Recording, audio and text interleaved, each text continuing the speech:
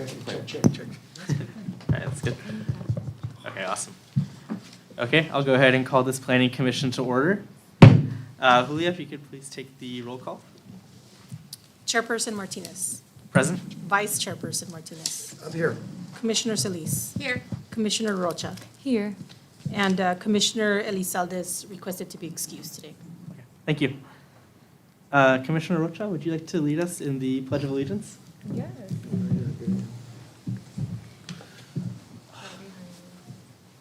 Okay, put your right hand over your heart. Ready, begin.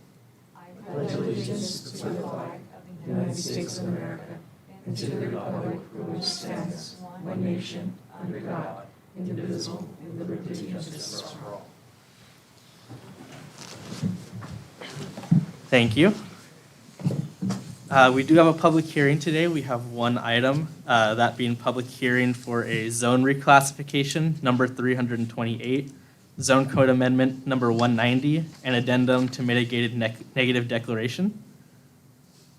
The Community and Economic Development Director is going to introduce the staff person providing the report. Thank you, Chairperson. Ms. Stephanie Franco, our planner, will make the presentation. Excellent. Thank you. Good evening, Commissioners.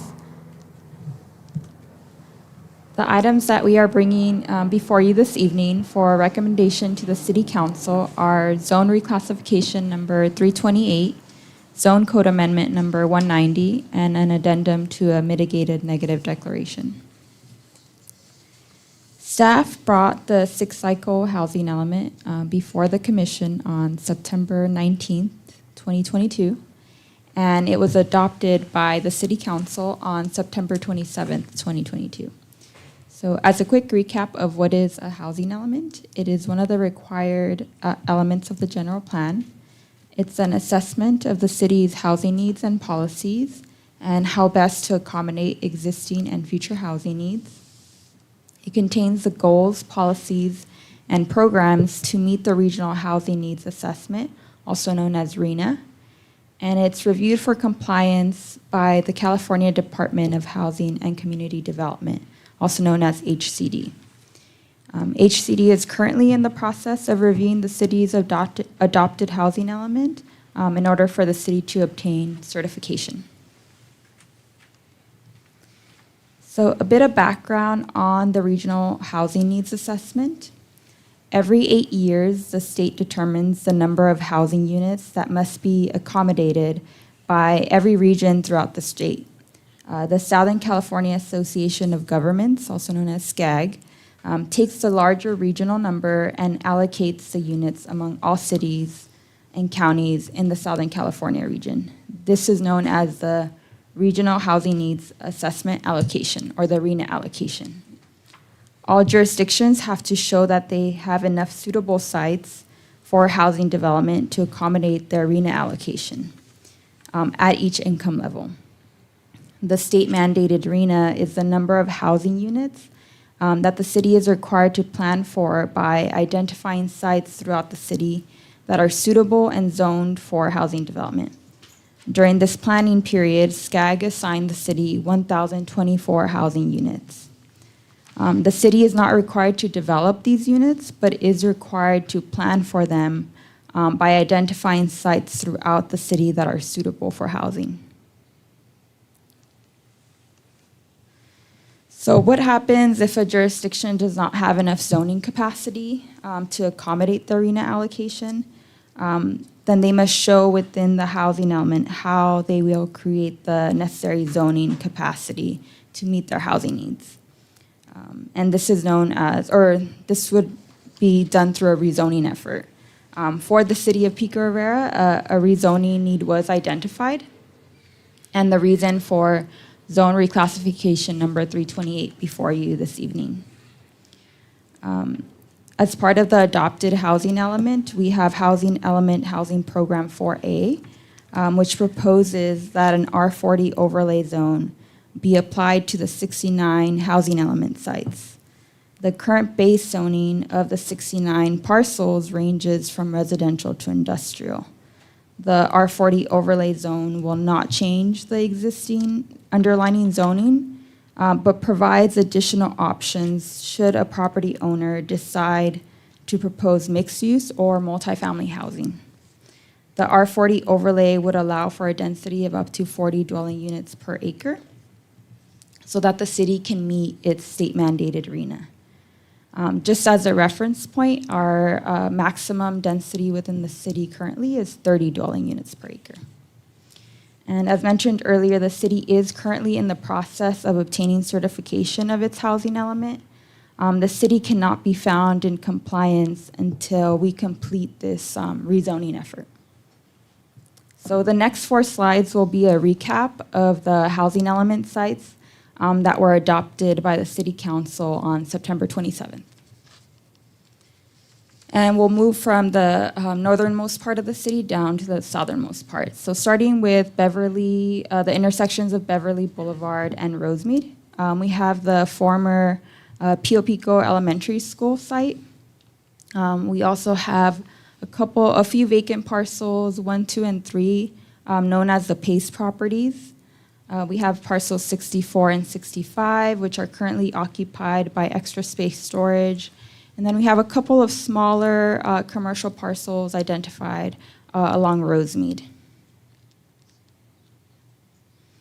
Moving further south along Whittier Boulevard, we have a portion of the Crossroads Plaza, which is a large shopping center with large surface parking lot. And then moving further south to the intersections of Washington and Rosemead, we have the Pico Rivera Marketplace, as well as the former Sizzler site, some smaller commercial properties along Rosemead, and then on the intersections of Passons and Washington, we have the Big Saver and a couple of other smaller commercial parcels identified as well. And then on the southernmost part of the city, along Slauson, we have parcel 18, currently being used as a tire shop, and then parcels 19, a truck yard with large surface parking. And then along Telegraph, we have parcels 66 through 69, which is currently being used as the Rio Hondo Medical Plaza. And as you may have noticed, most of these parcels identified are along major corridors in the city. And this is important because originally, SCAG had assigned the city a much larger RENA allocation. Our original RENA allocation was about 3,900 units. The city did appeal that number to SCAG and was successful in their appeal. The appeal was successful based on the city's adjacency to the Whittier Narrows Dam. And a recent U.S. Army Corps of Engineers report indicating the potential impact to the city should failure or maximum capacity occur. So SCAG agreed with the city that the city should plan for future housing by identifying sites along or near major evacuation corridors to expedite evacuation of residents in the event of an emergency.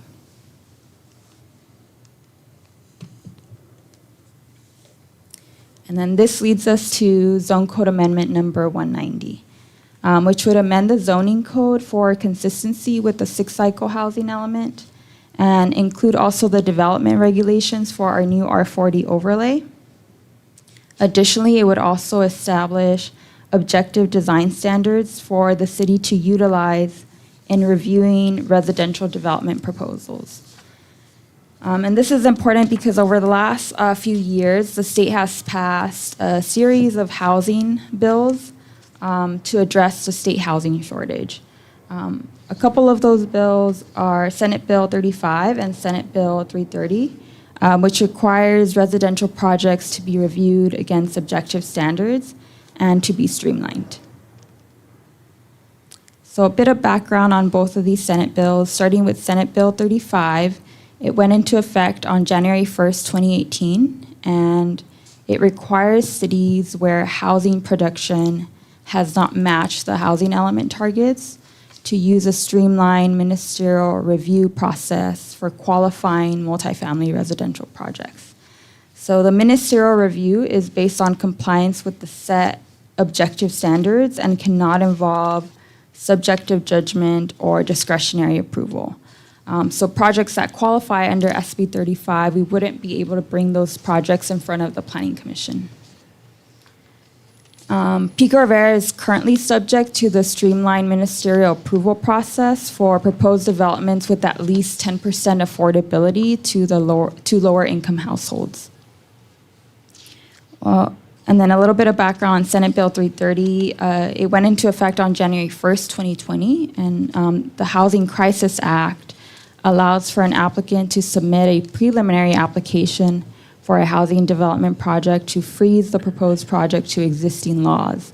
So it prohibits an agency from disapproving a housing project if it complies with an agency's applicable objective zoning standards. So what are objective standards? Objective standards involve no personal or subjective judgment by a public official and are uniformly verifiable by reference to an external and uniform benchmark or criterion available and knowable by both the development applicant or proponent and the public official before submittal. And this is the definition given by Government Code Section 65913.4. So objective design standards are intended to make the requirements that apply to these eligible residential projects more predictable and easier to interpret for stakeholders, including decision makers, staff, applicants, and members of the public. The purpose of these objective design standards is for applicants to know beforehand what requirements apply to their submittal before submitting. So an example of that would be the ground floor area of a mixed-use building shall have a minimum floor height of 12 feet measured from finished ground floor to the bottom of the finished second floor. So this is a standard that's measurable, it's verifiable, it's easy to understand not only for the applicant, but also for staff to be able to verify. And the proposed objective design standards are in keeping with the state allowances and will allow the city to effectively guide residential development. And it will address items such as site design, building mass, articulation, lighting, open space, and similar design characteristics.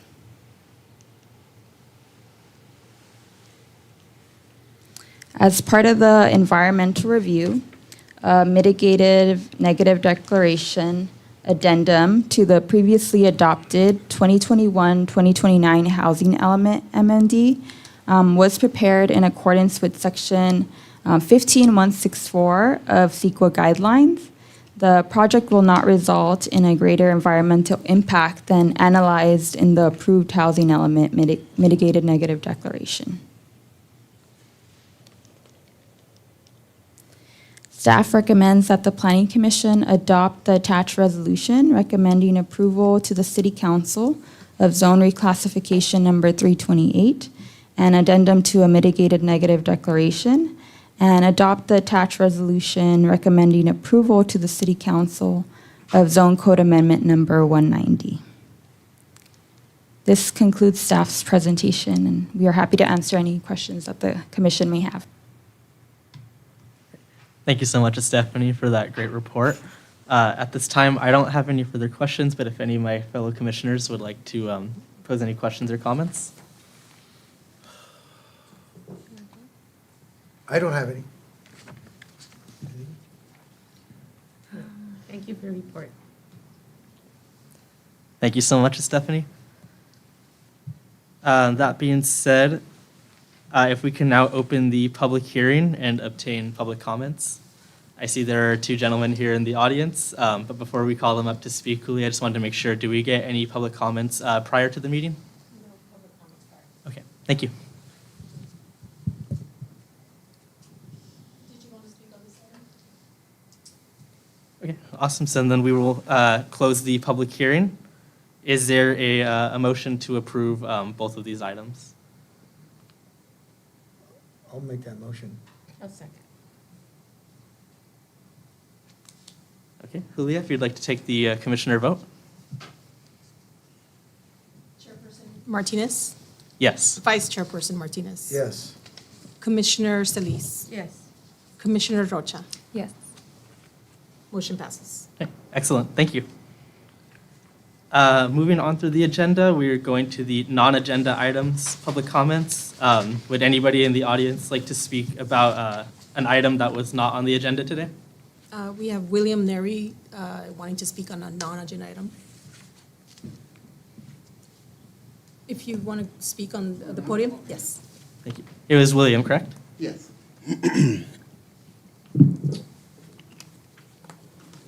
Good afternoon. It's the first time I'm here. Proud to see that my city's actually meeting and putting things to work. My name is William Neri, and my husband and I had the good fortune of buying our home here in Pico Rivera in 2019. We live in the residential estate section of Pico Rivera, which is by the 605 and Beverly Boulevard and Rosemead Boulevard and the Whittier Narrows Recreation Area, that little square, basically right by the dam.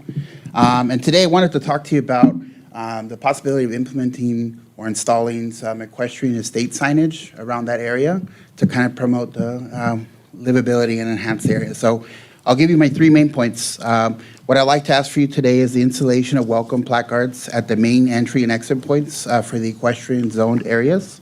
The objective for this is to kind of raise the awareness and desirability of our community in these areas.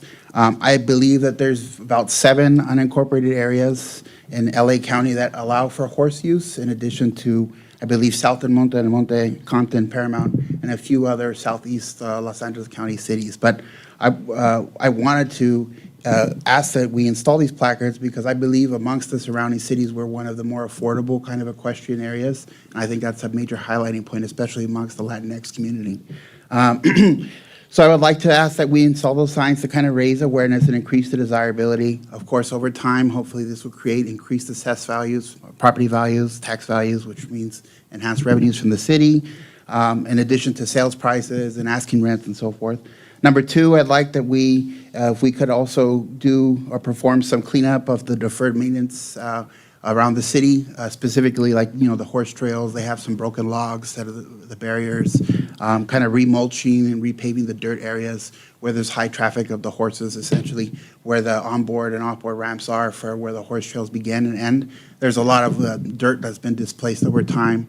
And just having maybe the maintenance or the parks department come, with a rake or, some machinery to kind of retail it and add some mulch will just go a long way to enhance the desirability and overall aesthetics of the horse trails that we do have. And number 3, I'd like to also ask that if we could include, this very peculiar and special asset of our city in some of the local media, maybe promoting on our website, kind of promoting, the fact that we do have, large ranches and horse communities and trails that are open to the public. I think could go a long way with kind of putting a spotlight on our community.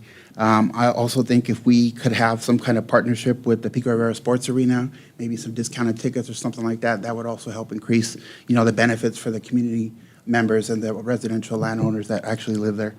And lastly, maybe if we have like a city fair or parade, kind of setting some kind of competition or a city award for like the prettiest horse or something of that nature to kind of encourage and incentivize kind of the community involvement. In terms of hard costs or costs for the city, that actually comes out of budget dollars. The only cost in my mind would be the installation of the metal signs, like the same kind of size as the existing parking, zone restriction signs, maybe repurposing some of those with like a green background and tan text to emphasize the equestrian nature of the sign. And then, any costs to replace the wood logs and mulch, which we can certainly get from some of the existing businesses here in the city along the edge of the parkway. So again, my name is William Neri. I'm asking if we can install some welcome placards and signs in the residential estate equestrian areas. Thank you. Great. Thank you so much for your comments. Is there anybody else? Did you want to make a comment as well? Okay, thank you so much.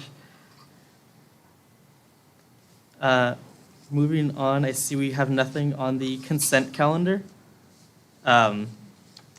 And Planning Commission reports, we have one from the Director of Community and Economic Development. Thank you, Chair. Only one item at the last City Council meeting of consequence to the community and economic development, and that was the extension of a moratorium on some specific commercial uses. We're in the middle of doing some research We'll bring that back to you before making a recommendation to City Council. Thank you. Great, thank you so much. Moving on, I see we have no new or old business. Did any of the commissioners want to bring up any new or old business at this time? Oh, I'll recognize Commissioner Solis. Thank you. I have a question. I'd like some updates on certain things that we have discussed here on our planning commission meetings. I'd like to know, can I have an update on the project on Planter Street behind St. Mary Ann's? Oh, on Planter Street? We had home developments. Can I have an update on that? Why don't we go through your list? If we have information to offer you, we will. If not, Okay. we'll go back and bring that to you at the next meeting. Okay, that's fine. So Also- Planter Street, you said a housing development? Yes. It's a project right behind St. Mary Ann's Church. Then I would like an update on the Washington Boulevard Mercury project. Yes. How is that going? Yes, we actually currently met on the Brook project. It's the Brook project. Yes, Thank it's you. the 18 single-family homes. Yes, that yes. we I just couldn't reminded remember you the name of it. Thank you. So yes, staff met with Public Works. As you know, it was a former unofficial landfill. And the property owner is still in the process of cleaning up and getting the proper closure reports to the state. So he cannot pull a permit until he has those proper closures. So we just met last week and we're between Public Works and the planning department to make sure that everybody understands what he needs to do prior to pulling a permit for that. And part of that includes notifying the residents in that neighborhood. Oh, and that's more included in environmental report? Yes, it's an environmental report for the cleanup. Okay. And also the Mercury project? Is there any update on that? The city is still in the process of working on a lawsuit that came to be from the Mercury. In fact, we did have a organization called Safer that submitted claims against the environmental document, the SEQA document.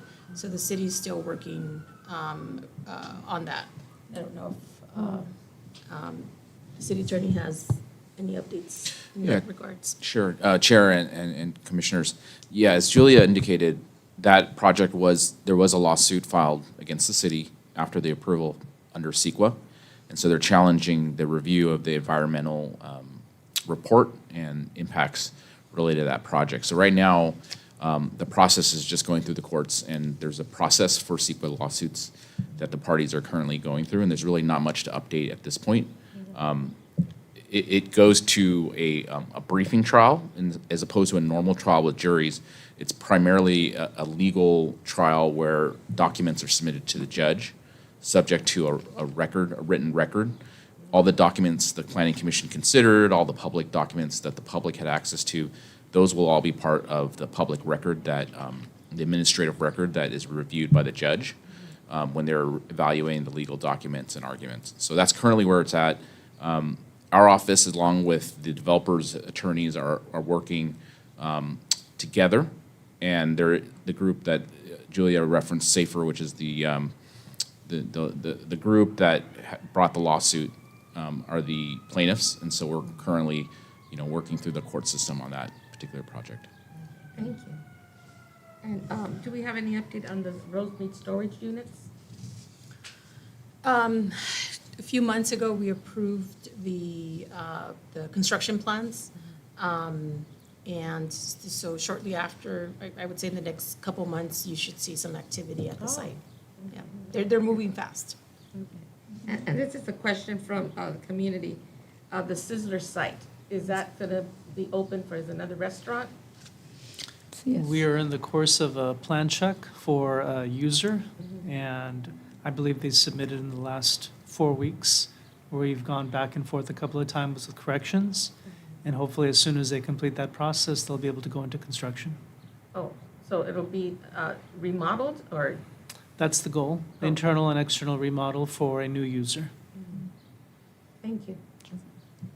Thank you. Were there any Yeah, I do, Mr. Mr. Vice Chair, Chair. if I may. I just reminded myself that I had received a complaint. Can't think of the street, but it's the parcel that is behind Norm's. It seems to be at one time, it was barricaded with some green screen, and it's all dilapidated, it's falling down, and you could see it. A neighbor around that neighborhood had contacted me and asked if I could do anything about it. I said no. I shared these thoughts with a staffer. If they could get him under the weed abatement or some program to clean that up. There's a lot of weeds. Last year, I noticed, and just in passing, or the year before, they've been dumping dirt. And I don't know if it could be contaminated, I don't know. I think things are happening there, concrete, bricks, debris. They're using it as a catch-all lot. I don't know who owns it, but if that could be looked into, or if I could get an update as to, Yes, thank you, What's going on? Commissioner. We have reached out to ownership. The issue was brought to our attention. It's my understanding that they have a cleaning crew that is retained to maintain the property. And so apparently there was a lapse. They've gone back, they've removed weeds, they've cleaned the surrounding area, and they will do so ongoing. And we will also monitor the site. good, thank you. Sure. Excellent. And just one comment, I do want to second what Mr. Williams said, to improve that area, to have signs, and to have the locks fixed. And the whole advertising, he's right, I've been here my whole life, and I'm aware of that we allow horses, that we have the trails, but I don't see it advertised. Maybe that'll be a good way of attracting people over here and continuing with our partnership with Sports Arena. I just wanted to make a note to make sure that if we need to take that up, or if there's a list, to include that in. Sure, thank you. Yeah, thank you. I have a question. I Oh, remember, yes, Commissioner Solis. Our past commissioners were very concerned with that area of the San Gabriel Valley Parkway, where the gentlemen are talking about. And it had been brought to us before to clean that area up and to replant. So maybe we can look into that. I agree with what you're saying. We really need that. Thank you. That'd be something. Okay, excellent. Thank you guys so much. And if there's no objections, we can move to adjournment. Seeing none, Planning Commission meeting, oh, sorry, did you have? No, no, no, no. Okay. Fine, yeah. Meeting is adjourned.